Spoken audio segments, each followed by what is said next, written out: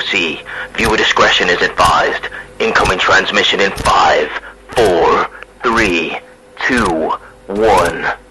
What's going on, guys? Welcome back to Outcasted OC. We have got NXT Roadblock here for you this week. It's a really good show, and I can't wait to get to talking about it with you guys. But before we do, will you subscribe to the channel for us? Just do the favor, subscribe to the channel if you enjoyed the video that I'm about to produce for you this week. I want to thank you for all the continued support that we've been getting across social medias over the past couple of weeks. It's been really nice to see. It's nice to see that you're enjoying the content. So thank you very much for that. But let's get straight into this crazy kind of pay-per-view, kind of not pay-per-view from NXT. It's like a weekly special. We all know what's going down in NXT. NXT Roadblock. Lexis King introduces the show, basically gets in a really cool, nice sports car and talks about all the matches. Thankfully, this is the last time we will see Lexis King tonight. We won't see him in a match. So my night's already improved tenfold because Lexis King doesn't appear on my screen for the rest of the night. So that's really cool. Yeah, like I say, nothing really special here. He just talks about all the matches coming up. Speaking of all the matches coming up, great match. The ASYLUM match. The first match on the card. We have got Joe Gacey versus Dijak in a... Is it a feud ender? I'm not really sure, to be honest with you. I don't know if they're ending it now or, you know, they're going to go a little bit further with it. I wouldn't mind seeing one more match between these two. I think these two have great chemistry in the ring. They had a great chemistry at Vengeance Day, and this ASYLUM match is fantastic. I just want to talk about some of the points that happened in this match. You get Dijak just... So there's a commercial break. And obviously you see, you know, them attacking each other with different weapons, etc. Like, you know, you get like the trash cans getting bounced off Dijak's head. But as we come back from the commercial, Dijak is climbing the cage and hits a moonsault on Joe Gacey through the trash can, which is just unbelievable from a guy that size. But we all know how athletic Dijak is. It's just amazing to see. I really want to see more of Dijak on my screen. The more of him, the better. Joe Gacey is one of those guys who is really grown on me in the past couple of weeks. I didn't really care what he did last year, to be honest with you. I always thought the Schism had a ceiling. So, you know, it's nice to see that he's found his little niche. There's a little segment at the start of this match for the first 5 minutes where both of them are going to this box. It's kind of like implied that Joe Gacey knows what's in the box, but Dijak doesn't. He screams "What's in the box?" like the film Seven. He opens it and it's a jack in the box. It's not a scary weapon or anything, but he does pop for it. Dijak does pop for it, gets turned around right into a fire extinguisher. Then what happens, as I say, the moonsault happens there. After that, we do get a door spot. Yeah, there is a door in this match. Joe Gacey gets thrown into the door while he's blinded by duct tape. Duct tape's kind of like a running theme in this rivalry. It happened at Vengeance Day where Dijak had it put over his eyes. So Joe Gacey gets duct tape on his eyes. He's blinded. He can't see what's going on. He does manage to kind of counter some of Dijak's offense here, but the feast your eyes all just takes him out. But he gets back up.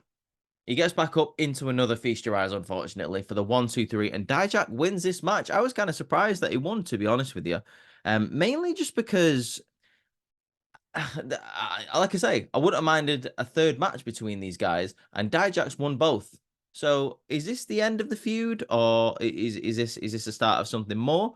I don't know. We'll have to see what goes on at Stand and Deliver. I have a feeling maybe we're going to be seeing a match between Joe Gacey and Dijak at Stand and Deliver, but only time will tell, guys. Next, we get something that I called a couple of weeks ago, so I'm very proud of myself. Tony D is preparing for his match later on in the main event, #1 contenders for the NXT Championship. However, before, he has a meeting with Luca Crucifino, who he asks to be his consigliere. I had a feeling this was going to happen. He'd worked with the D'Angelo family in the past. He's kind of a shady wrestling lawyer, so he fits perfectly into the D'Angelo family. So now you've got Luca Crucifino, you got Stax, you got Rizzo, and you got Tony D in the Tony D family. You got to love to see it. Riley Osborne and Fallon Henley are having a conversation backstage also where they're talking about the date at Valentine's Day a couple of weeks ago, if you remember. He talks about how Thea Hale wasn't the woman who he expected to come out on that date. You know, she's usually feisty. She's usually like a firecracker. I think he calls her a firecracker or bottle rocket or something. But Fallon says, you know, she got some really bad advice. So, maybe give her another chance. You never know.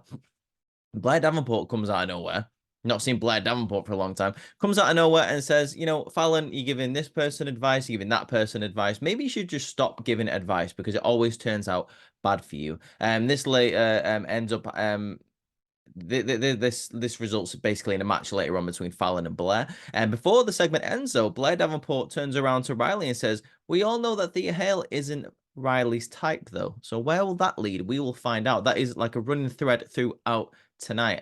We will get to that soon. I'll talk about that while the NXT Tag Team Championship match is going on. But I thought this was like a weird thing to drop. But obviously, you learn kind of what's going on later on in the night. But it was just a bit of a random thing for Blair Davenport to say, and I was like, wait, are them two dating? Are them two have them two had a date? Like what? I have no idea what's going on there. So it's nice to have the answers later on in the night. We stay backstage where Tatum Paxley says that her and Lyra have to win the women's tag team championships tonight. She wants to be more than friends. She wants to be NXT tag team champions with Lyra. She will do anything to win. She's going to reach into their opponents and rip their soul out and tear them apart. And Lyra's just kind of stood there like, okay then. You're gonna do it to them though, right? You're not gonna do it to me. So Tatum Paxley is hyped up for the match. We do get another match here, the NXT Tag Team Championship match. We get the team of Chase U, Duck Hudson. I said Duck. Did I say Duke or Duck then? It sounded like I said Duck coming out of my own mouth there. Let's just call him Duck Hudson versus Andre Chase. No, oh my God, Duke Hudson and Andre Chase versus the Wolf Dogs. I am having an absolute bamboozle here, guys. I don't even know what's going on there. Anyway, this match is really, really good, to be fair. Like, I didn't expect the chemistry. I didn't think Andre Chase and the Wolf Dogs would, like, kind of have the chemistry that they did. I don't know why. Just for some reason in my head, I felt like the styles wouldn't match properly. But it does. The Wolf Dogs dominate most of this match, to be honest with you. There's a beautiful Frankensteiner from Bron Breakker. Like, look, with no hands whatsoever. He gets on the top rope and just Frankensteins, I believe it's Duke Hudson off the top rope, which just looks absolutely phenomenal.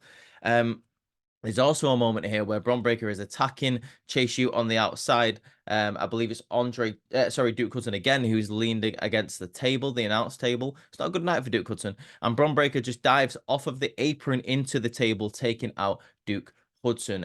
Just amazing. Like I say, just the chemistry between these two teams is unbelievable. Like I said, I didn't think it was going to go down like this.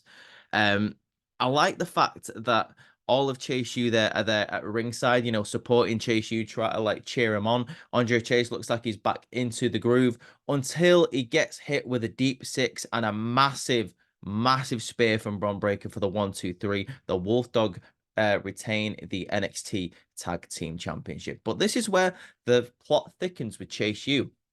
Thea Hale obviously is disappointed in what's going on, obviously because they've just lost JC Jane, Riley Osborne. But all of a sudden, Thea Hale just goes absolutely ballistic and runs backstage, which is crazy. We see later on in the night during the Women's Tag Team Championship match that she's having a fight with Kiana James and Izzy Dame. So that was interesting. She later approaches JC Jane and says, obviously, I got into a fight with these two women. I want to have a tag team match with them next week with you. JC turns to her and goes, I'm busy next week. That's not going to happen. So here's my theory on this.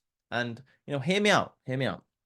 So Thea Hale is obviously trying to get with Riley Osborne. The date went bad.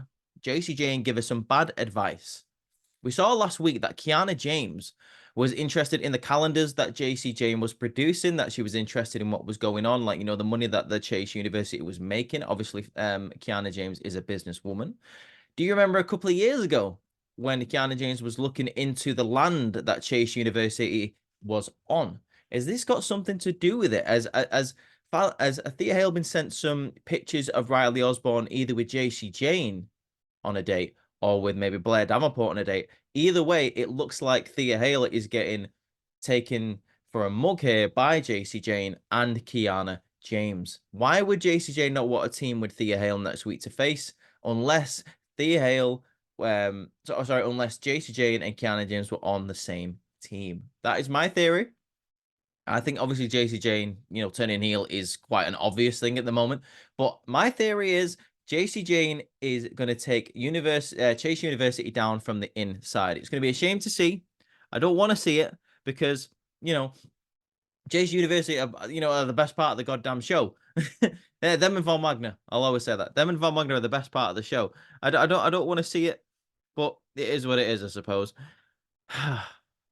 Like, it's not fair. It's not fair. I want him on the main roster. Please don't break him up until they get to the main roster. It's not fair. I don't want it to happen.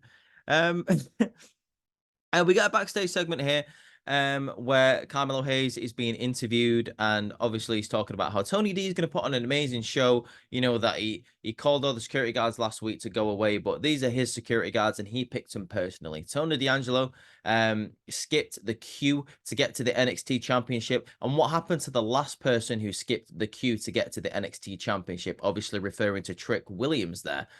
He said that the top of NXT is reserved for only one person, and it's reserved for the biggest star in NXT, and that is him, Carmelo Hayes. I'm looking forward to this match later on tonight. I can't wait to see what you guys think of it as well.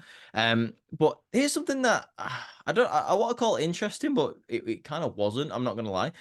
Sean Spears versus, and let me just check this guy's name. Sean Spears versus Uriah Connors. I've not seen him before. Obviously he's probably a new signing, a new talent in NXT. Welcome to NXT, my friend. You're about to get squashed by Mr. Sean Spears, who hits him with a C4 in about 5 minutes in the ring for the 1-2-3. It's kind of like a weird, creepy character that Sean Spears has got going on here. Something that I feel like we have a bit of enough of. I will say this: I don't want him to go as far as put him into the Joe Gacey role when Joe Gacey was the leader of the Schism last year, and like obviously the year before that. Just give him his little niche. Give him a unique character. Like, don't make him dead creepy. Just, I don't know. I'm on board for now.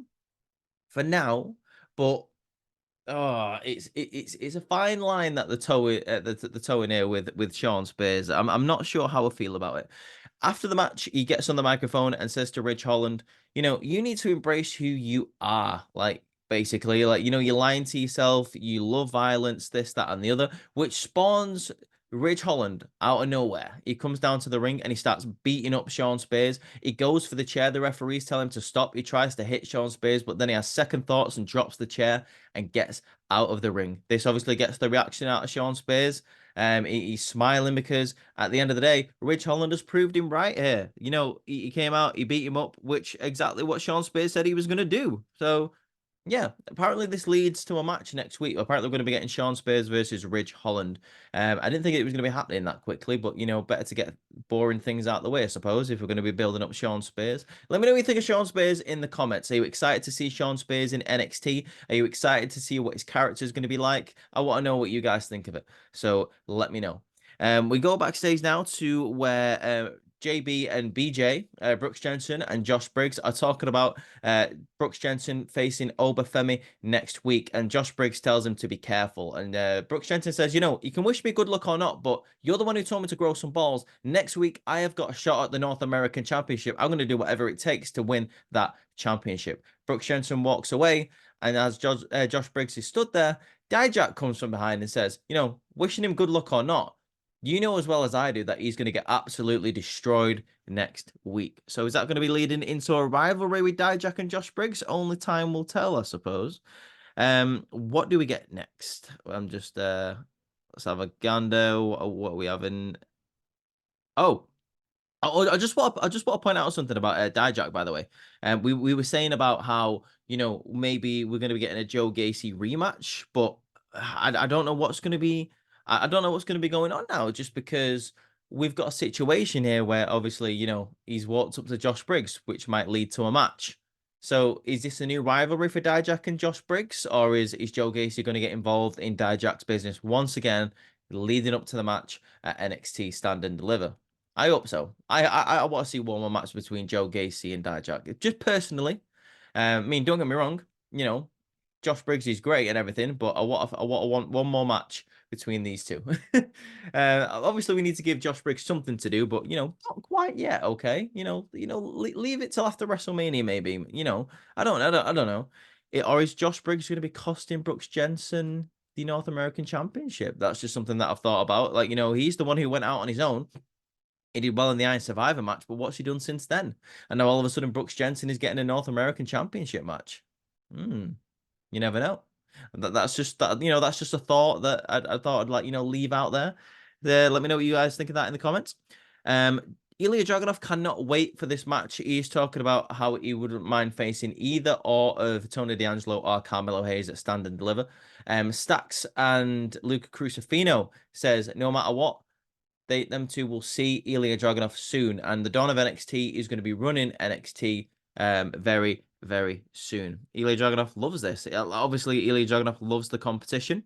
So, yeah, good for Ilya Dragunov, I suppose.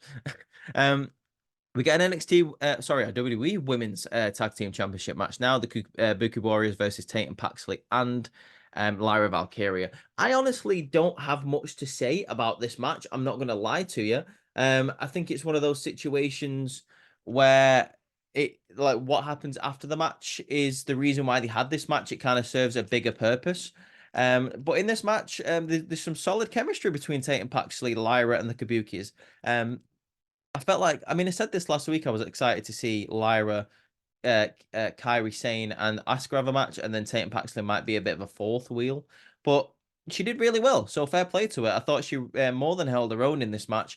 She had some great spots with Kairi Sane, but it wasn't to be. Kairi Sane hitting the insane elbow for the 1-2-3. But after this match is a whole different story. We get Roxanne Perez coming out and attacking Lyra Valkyria and really injuring her arm. She gets her arm round the ring post and hits a devastating move, which commentary say may have broken Lyra Valkyria's arm. She gets put into the ambulance over the commercial break, and she gets sent to the hospital. It looks like Roxanne Perez has officially turned heel, and I could not care less about it. I do not care. Maybe in a couple of moments I will care about Roxanne Perez, but I think she is overrated. I think she's boring. I think she needs a lot more work in the ring. I don't understand why people think she's so great. That's not me hating.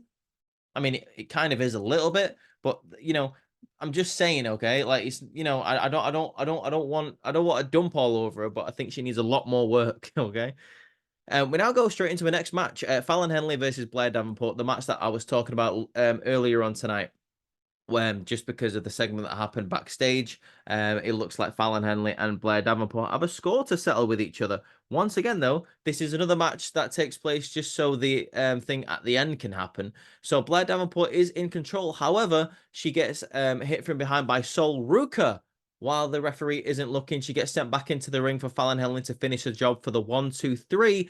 As commentary said, Blair Davenport's history and her past demons are coming back on her. She is the reason why Sol Ruka has been injured for the past year. So Sol Ruka is naturally coming back from injury for revenge. I'm really happy to see Sol Ruka back. I think she's one of the most talented women on the NXT roster. I think she's got so much potential. I would put her in the same category as a Tiffany Stratton, someone who is infinitely athletic, someone who just has an endless ceiling and can go really high in this business. I think Sol Ruka is absolutely fantastic.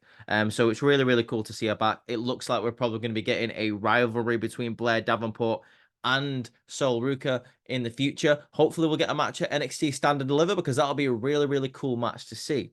Speaking of a match that I'm quite interested in seeing, to be honest with you, we now go backstage to Ava's office, where Gigi Dolan is insisting on a match with Ariana Grace, and Ava says, listen, she won't accept it. She doesn't believe in violence. She doesn't want the match, even though she's a wrestler.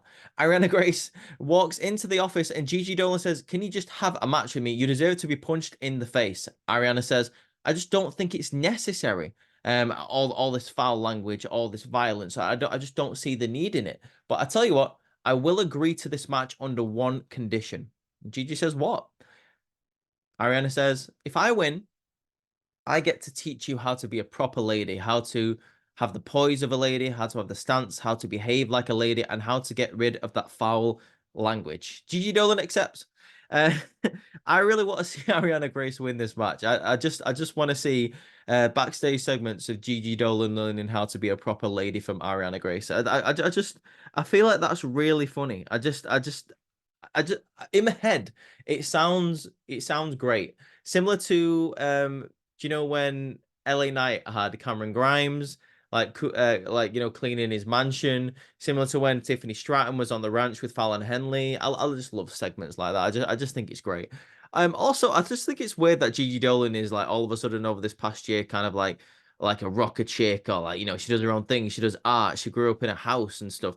When she used to be part of Toxic Attraction, like the definition of like proper ladies, like, like they were just sexy. The gimmick was they were sexy. I don't know where all the rest of it has come from, to be honest with you. But next, guys, we do have the No Quarter Catch crew in the ring talking about how they have brought prestige back to the Heritage Cup. The No Quarter Catch crew, quarter catch laws thing means that all of them can defend the Heritage Cup Championship. That's what it means. I mean, Charlie Dempsey may have won it, but we can all defend it. Also, they are deciding to enter into the tag team elimination tournament that Ava Raine announced earlier on today. And at Stand and Deliver, they will become the new NXT Tag Team Champions. That is something I am looking forward to. I don't know who is going to be in that tag team from the No Quarter Catch crew. Maybe it'd be cool if they, switched it up every single week, that it was a different person in the team. But personally, I would quite like to see Damon Kemp and Drew Gulak in that team. I think that'd be an interesting team to have. Miles Bourne is really good, but I would really like to see Gulak and Dempsey on the same team. They get interrupted by none other than William Regal, who walks down to the ring. The crowd are chanting at Charlie Dempsey, "That's your daddy."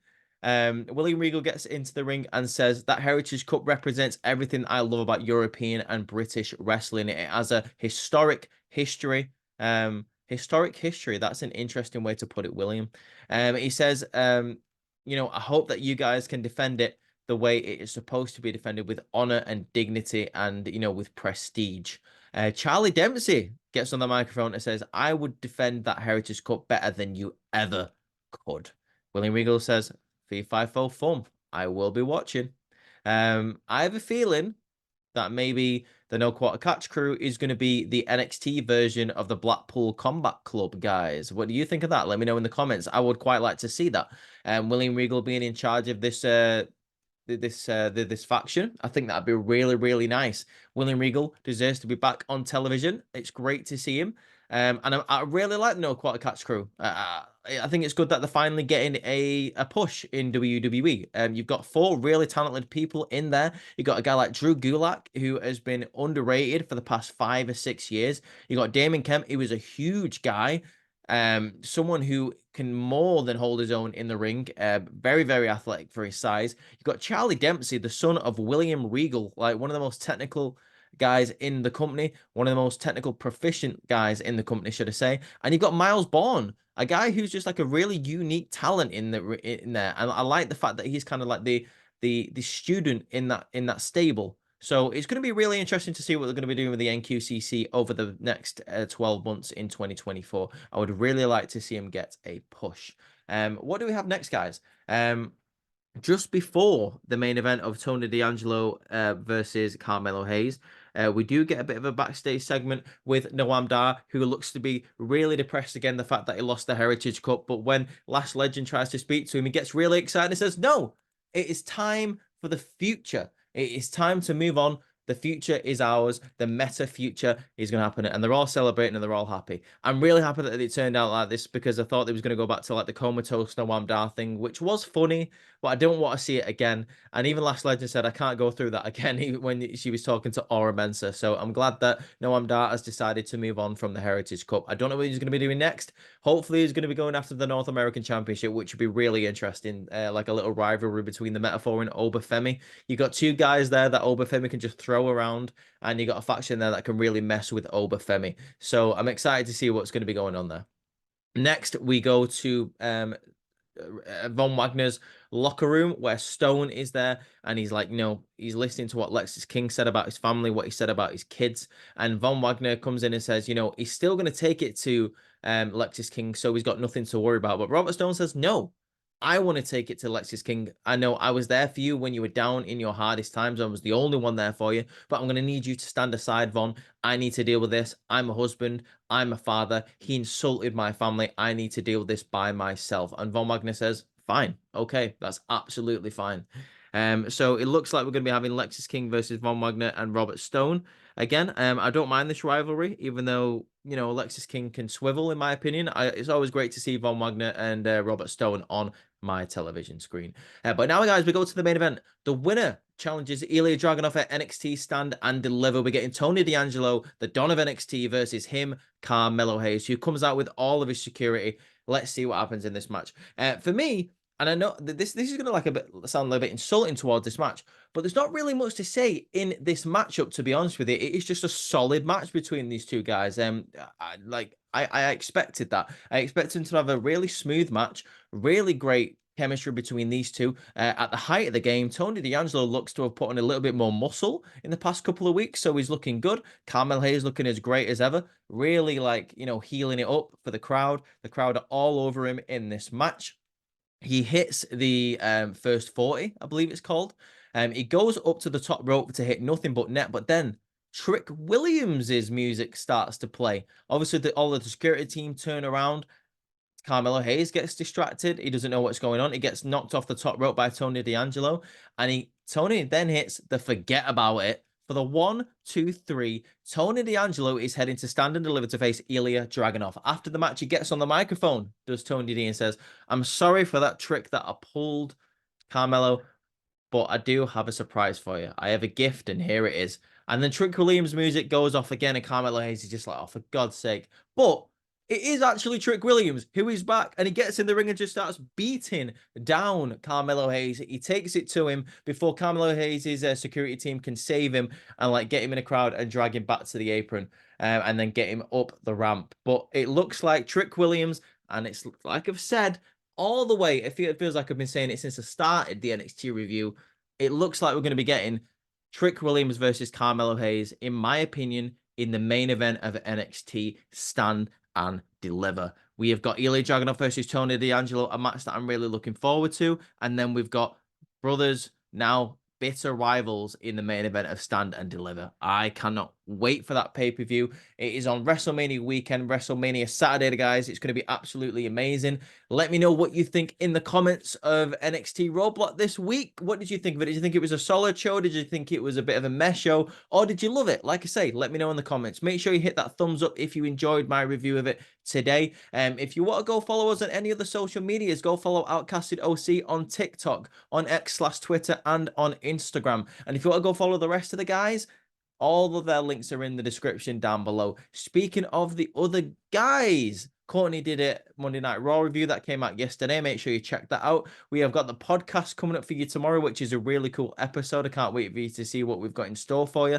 And then on Saturday morning, obviously, you're going to be getting the Friday Night SmackDown review, where The Rock, again, is going to be live on the show, along with Seth Rollins and Cody Rhodes, to accept maybe the challenge, the Tag Team Night 1 WrestleMania match. But guys, like I said, that is your NXT review. I hope you had an absolutely fantastic rest of your Wednesday.